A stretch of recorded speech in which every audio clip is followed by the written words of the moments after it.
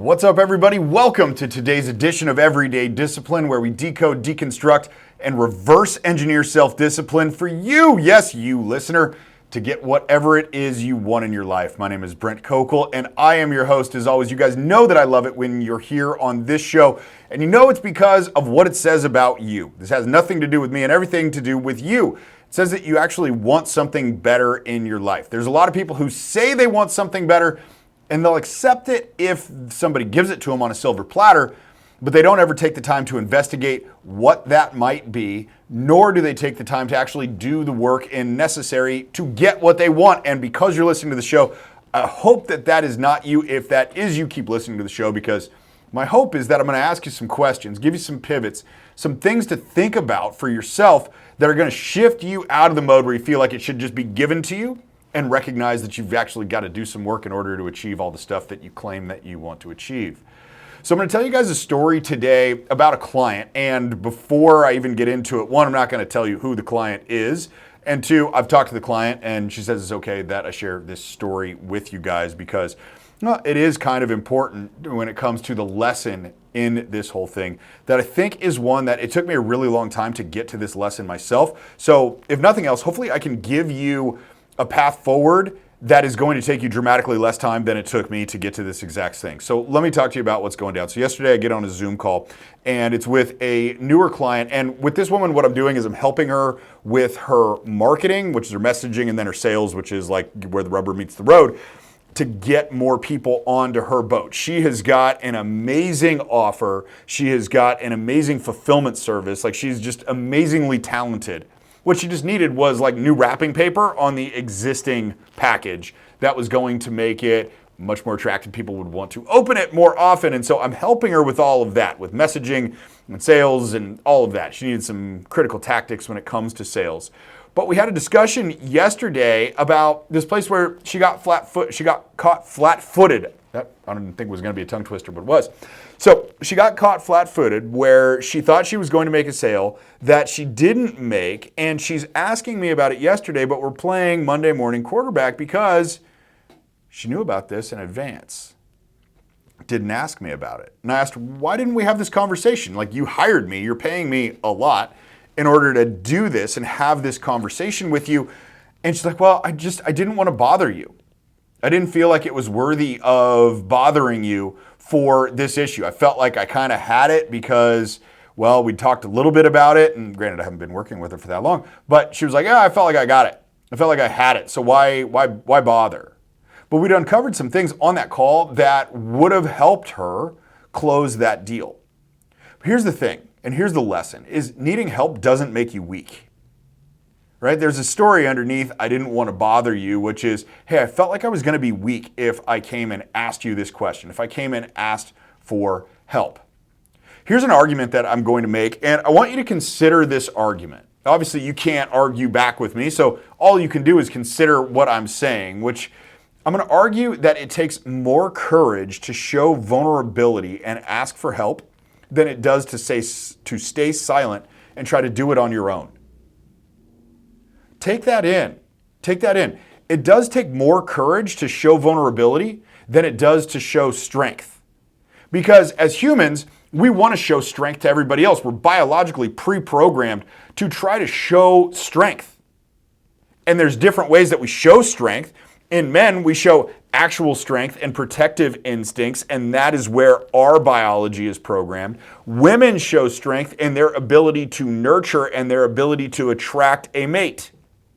These are all things where we're demonstrating our strength. So in order to show weakness and vulnerability, you must have a higher degree of courage than people who would never ask for help. Here's the thing. You want to do it by yourself, don't you? And I say that with conviction because I wanted to do it by myself too. I thought, you know what? Here's the deal. I should be able to do it myself. I'm smart enough to do it myself. I'm motivated enough to do it myself. But I could never do it myself. And I had this story in my mind that said that if I ask for help, if I pay for help, I'm weak.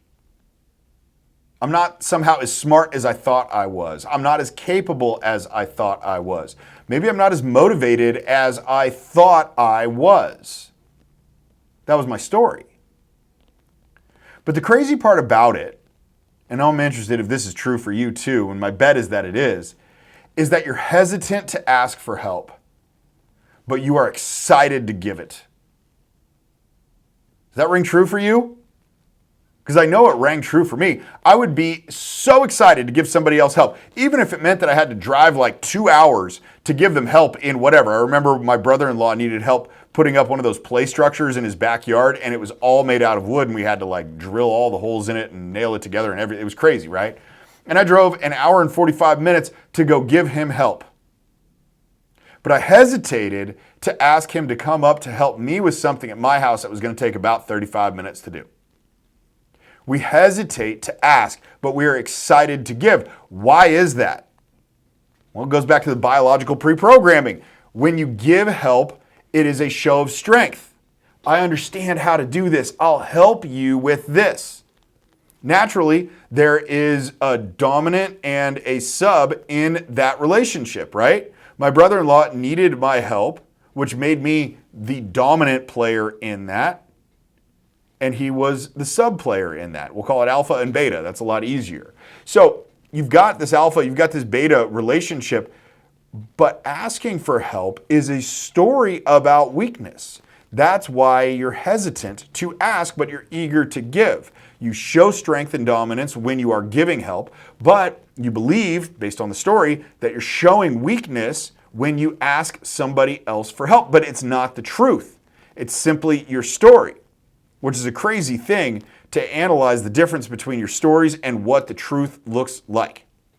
Most often the story is, if I need help, it's because I'm not smart enough, good enough, like whatever enough you want it to throw at it. But I've got a question for you. Is Tom Brady not good enough? Is he not good enough? How about Michael Jordan? Was he good enough? What about Mia Hamm? For those of you who don't know her, she was played for U.S. Soccer. Was she good enough? Were any of those people good enough? Were they weak? My guess is your answer is like, hell no. Like we're talking about world champions at everything there. But what'd they all need? They all needed help. They needed help from a bunch of different places. Everybody in there was a team sport, so they needed help. Even if I put Tiger Woods in there, he needed help from a caddy. But who else did they need help from? They all had coaches, and coaches for their coaches, and coaches upon coaches upon coaches. I read something once that Russell Wilson, who was a quarterback for the Seahawks, I think he got traded, but I don't follow it that much, so I don't know. But in any event, he won Super Bowls for the Seahawks, and he paid $1 million out of his own pocket for coaches and mentors and guides to help him each year beyond the coaches that he had through the Seahawks organization. That's a humble man to win all these ways and still be seeking out help. And that's another thing about this, is that we achieve a certain level in our lives and we feel like we no longer have the right to ask for help. Because we've gotten to a certain place that says, dude, this is good.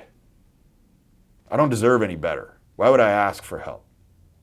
Or maybe, most often, I feel like I shouldn't have what I have. And if I ask anybody for help, it's going to show the vulnerability. It's going to show my white underbelly. And they're going to figure out that I'm kind of an imposter. See, a lot of people have this imposter syndrome and they don't want to ask for help. It's so crazy to think about the difference between these two things, about how eager you are to give, but how hesitant you are to ask. But really, here's what asking for help is. And it took me a while to get to this. So I hope it impacts you when I ask you that. Asking for help is simply a refinement of the talent that you already possess. It's not asking for a new talent. You're not asking somebody else to do it for you.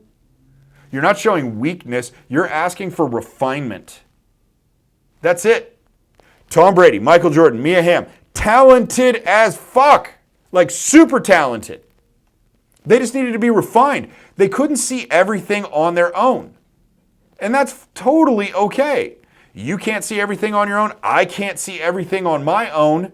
So we have to seek help from outside of ourselves that will allow us to see everything we need to see to maximize the talent that we have, to maximize the work ethic that we have, to accelerate the results that we want in our businesses and in our lives. Now, when you're listening to this might sound like a sales pitch for what I do. Believe me, this is not the way that I pitch. This is simply the observation that as a species, in general, we hesitate asking for help because we believe that it comes from a position of weakness. But the whole thing, if you take nothing else away from this, is that it takes more courage to ask for help than it does to stay silent, there it goes again, and do it on your own. So if you're new to the show, one of the things that I do at the end of every episode is I give you something to go do. That's your fee for listening to the show. You get to listen to the show for free, but you've got to pay a fee, which is doing something to improve your own life in the next 24 to 48 hours based on what I give you in the call to action in this episode. The call to action, the question that I want you to ask yourself this time is, what have you been fighting asking for help about? And who could you ask? There's something in your life right now you've been hesitating to ask for help on because you feel like you should know it, or you feel like it's weak if you ask help on for this. Figure out what that is and figure out who to ask. That might be a friend. That might be somebody outside of your organization. That might be somebody inside of your organization. That might be your spouse. I don't care who it is. You will find out who it is by asking yourself the question. But you won't worry about that until you figure out where you've been hesitating to ask for help, because that is the path forward. All right, guys, that is the show for the day. As always, I do ask you guys to help me out by giving this show a rating and a review on whatever platform you are listening to it on. If you're watching it on YouTube, subscribe, like, share, all of that. It really helps get this message out to more people. I'm not trying to sell anybody anything on this podcast. Will never happen. The purpose of this podcast is because there's a lot of people who accept the life that they've been given and think that that's the one they have to take, versus going and getting the one that they want. And I don't want you to have to settle for mediocrity because it is suffocating. All right, guys, that's it. That's the show for the day, everybody. I'm going to do my job and come back next time. I want you to do your job and you come back too.